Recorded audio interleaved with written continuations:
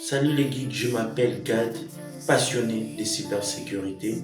J'accompagne particuliers et professionnels à comprendre les risques numériques et à utiliser des bons outils pour protéger leur vie privée.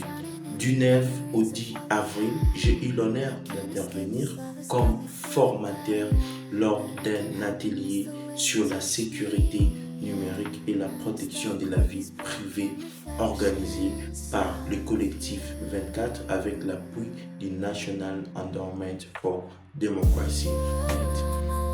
Ces ateliers avaient pour objectif outiller les journalistes et les acteurs de la société civile pour mieux se protéger contre les cyberattaques qui compromettent leurs données, leurs sources et leur travail. Nous avons abordé des thématiques clés, notamment la sextorsion, les e-rings, ainsi que les usurpations d'identité en ligne, des phénomènes de plus en plus présents en République démocratique du Congo.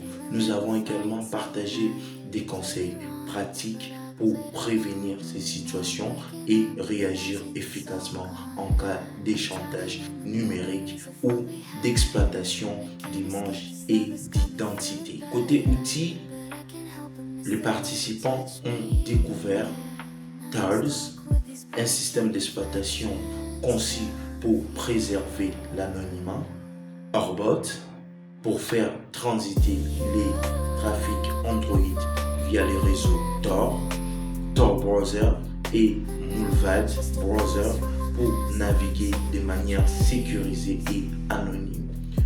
Nous avons aussi vu comment supprimer les métadonnées des photos avec Photo Exif Editor afin d'éviter toute géolocalisation involontaire.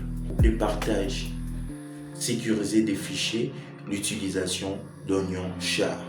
Pendant 2 jours, nous avons exploré l'Open Source Intelligence OSINT avec des outils professionnels sur la recherche des personnes.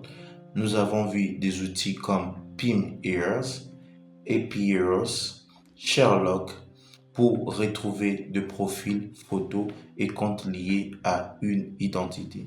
Pour la géolocalisation, Google Earth, SoundCalc, Overpass Turbo pour vérifier les lieux et l'air d'une photo via les ombres et monuments.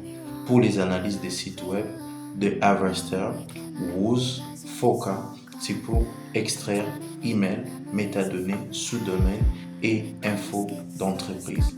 Pour la surveillance, réseaux sociaux, Wayback Machine, InstaStory Viewer, c'est pour accéder à des profils supprimés du Story anonyme. Aujourd'hui, avec quelques informations publiques, il est possible de reconstituer une grande partie de la vie d'une personne. D'où l'importance de maîtriser ces outils, non seulement pour enquêter, mais aussi pour se protéger.